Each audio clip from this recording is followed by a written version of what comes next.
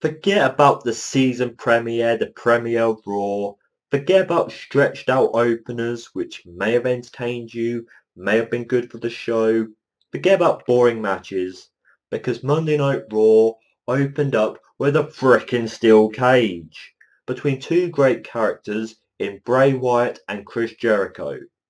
And even though I thought it was a good match, a good opener, there's a few things I disagreed with.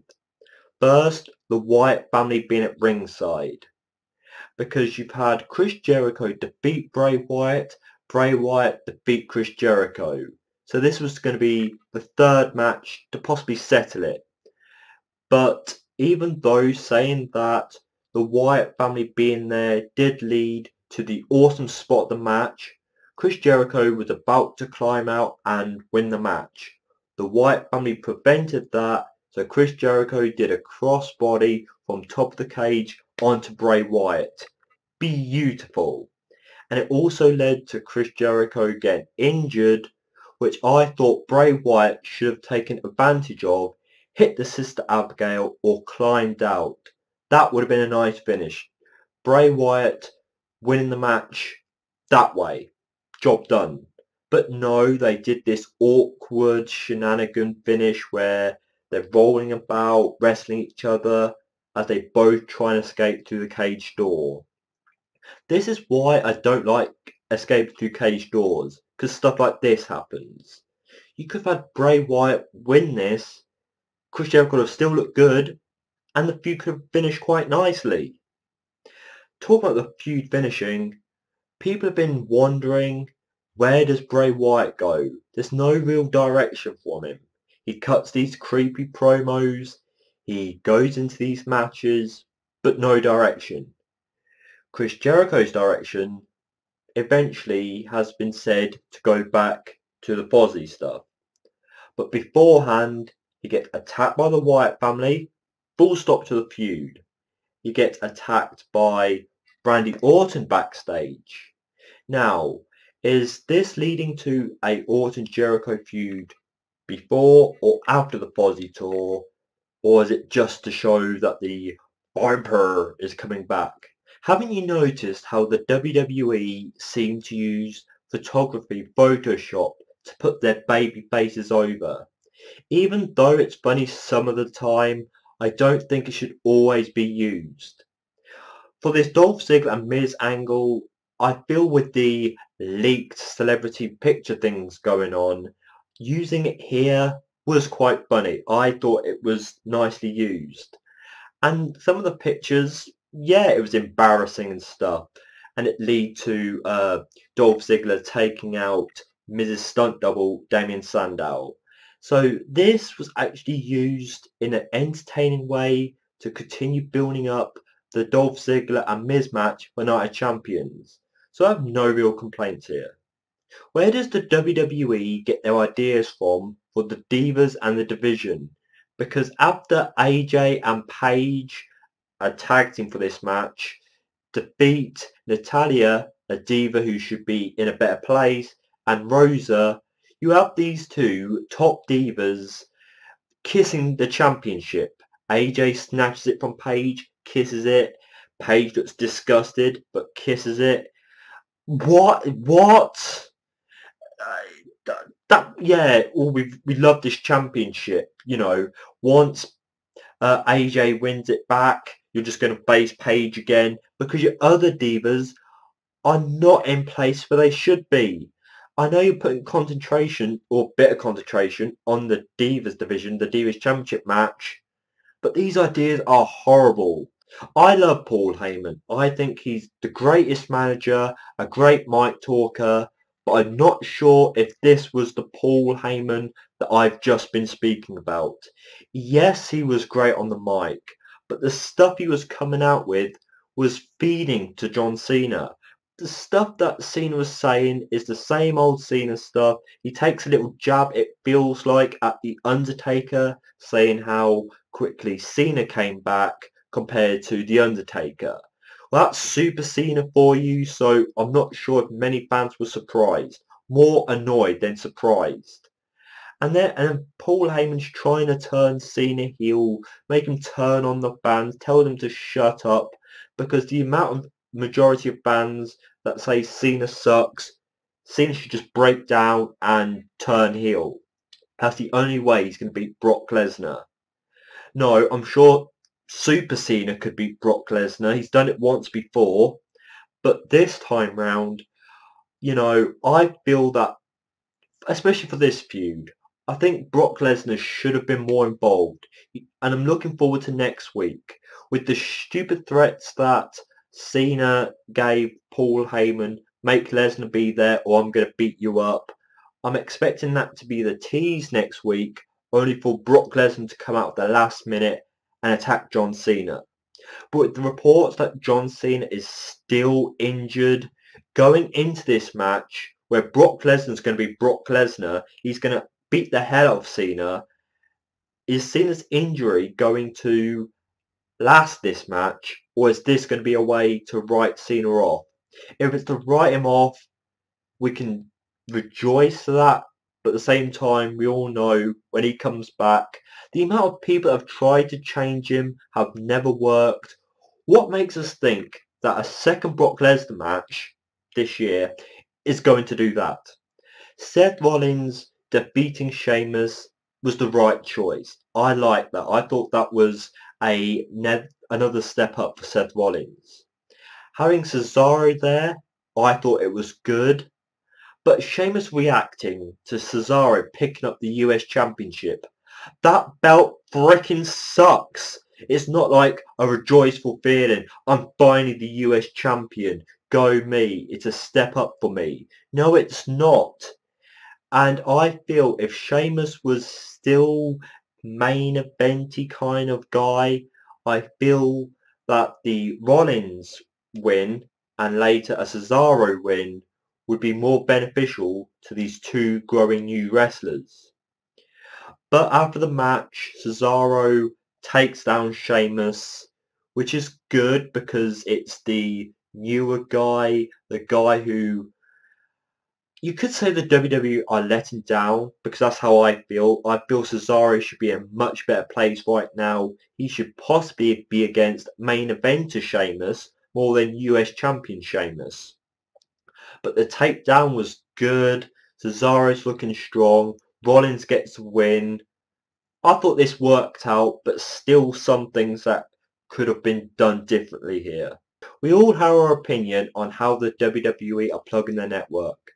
But on Raw, with the upcoming NXT Takedown 2 pay-per-view, they give us a match to plug what we're going to be seeing on the network, unless you stream, with Adrian Neville and Sami Zayn defeating Tyson Kidd and Tyler Breeze.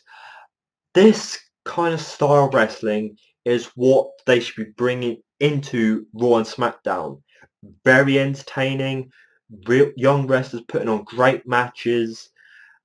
This was just brilliant. The best part of Raw, done correctly.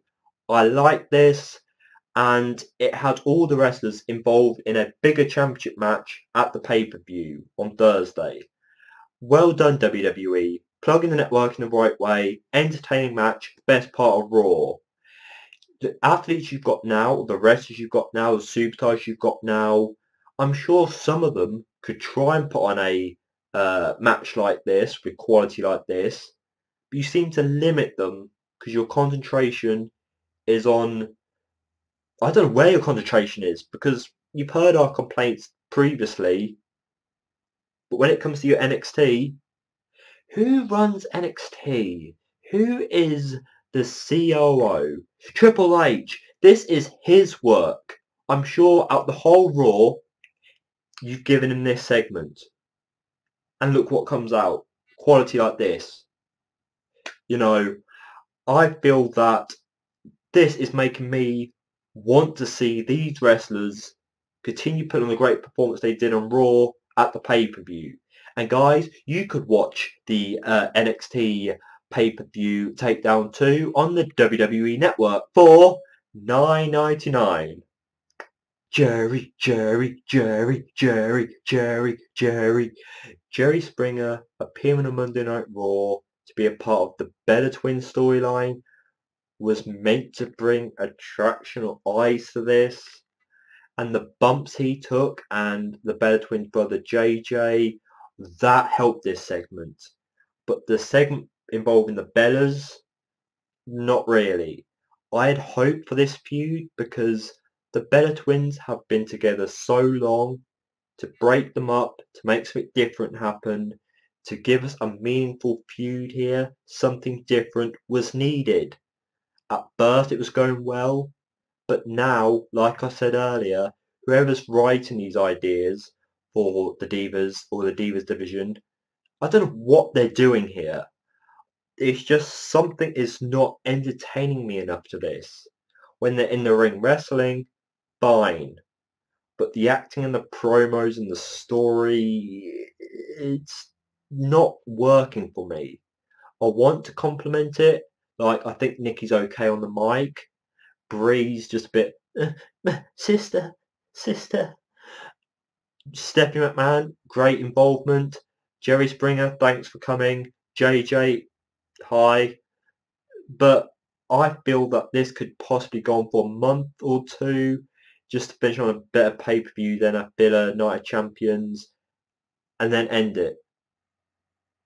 It's pie time, all the time. Don't be a lemon, be a rosebud. For frick's sake, there was me thinking that the WWE didn't have much faith in him, ideas for him, and now he's making appearances on TV, he's wrestling. Just stop WWE, send him back to NXT, get himself beaten up a few times, change his character. I've just not been into the Adam Rose character, and the fact you're still trying for him, I'm clueless why. It's funny how my opinion of the Star Brothers keeps on changing. When they first happened, I was like, why doing this to Cody? Why couldn't it be Cody Rhodes versus Goldust at a good pay-per-view? Then I got to like the tag team, and now they've turned heel. I'm questioning them as they go on to Raw and defeat Las Matadores. I'm just hoping something makes me feel settled with them, because all these changes that keep going on is not helping. So from the attack on Chris Jericho earlier in the night onto the main event, the WWE seemed to be showing signs of bringing back the Viper, the real Randy Orton, the one that we got to like as he grew in the WWE before him turning face. But his opponent, Roman Reigns, I'm liking how Roman Reigns is not seeming indestructible now. He's actually taking beatings. But this match was dominated by Randy Orton. I didn't see much sign of the Roman Reigns we've been seeing. I would have been happy if Orton was coming back as the Viper and Roman Reigns was being Roman Reigns, but Orton was still to get the win like he did. Because the match, I thought it was okay. It looks like after Orton was getting the upper hand throughout the whole match, Roman Reigns hits the super punch. And then Orton sells it but doesn't sell it because he suddenly starts calling for backup. The Viper they're trying to bring back calls for backup. Okay, out comes Seth Rollins, out comes Kane, and out comes the WWE crew as they set up the ring for a steel cage. And this was almost going to be a 3-on-1 match. But Roman Reigns shows signs of coming back and he takes out Kane and takes out Rollins. Good. Reigns looks strong. He looks like he has aught himself finally. But Seth Rollins tries to get back to the ring when the cage is lowering. And one of the cages has a spike going down. Kids, don't try this at home. When something's coming down, don't try and go under it. Because you would have happened to have gone through something that Seth Rollins was this close to going through. And I'm not sure if you'd be able to be so jumpy with a spike in his back. Crazy. And then it comes to Seth Rollins doing a Chris Jericho moment, top of the cage, dive straight down onto Roman Reigns. Kane comes through the door. And then Orton holds them back, uses a steel cage to beat down on Roman Reigns. Roman Reigns took a beating in the main event of Raw. Earlier, in a few weeks back, I said that when it comes to the main events, Reigns is not staying down for no one. Roman Reigns, the WWE, are not going to go down that path. So WWE, thanks for doing this. This brought a smile to my face. This made me like Orton a bit more again. I just want to see Roman Reigns being Roman Reigns, Orton being Orton, put on a big guy versus Orton match the way their characters are. And then you have Seth Rollins. He gets to do a curve stomp onto Roman Reigns. But my question is, would you have preferred, or what would have been worse, a curve stomp on the head to the steel chair, or a tombstone onto the steel chair? Or maybe both. But people, please share your thoughts on this Monday Night Raw episode in the comment section below. And let's hear what you guys have to think. Because it's not all about me. It's about you.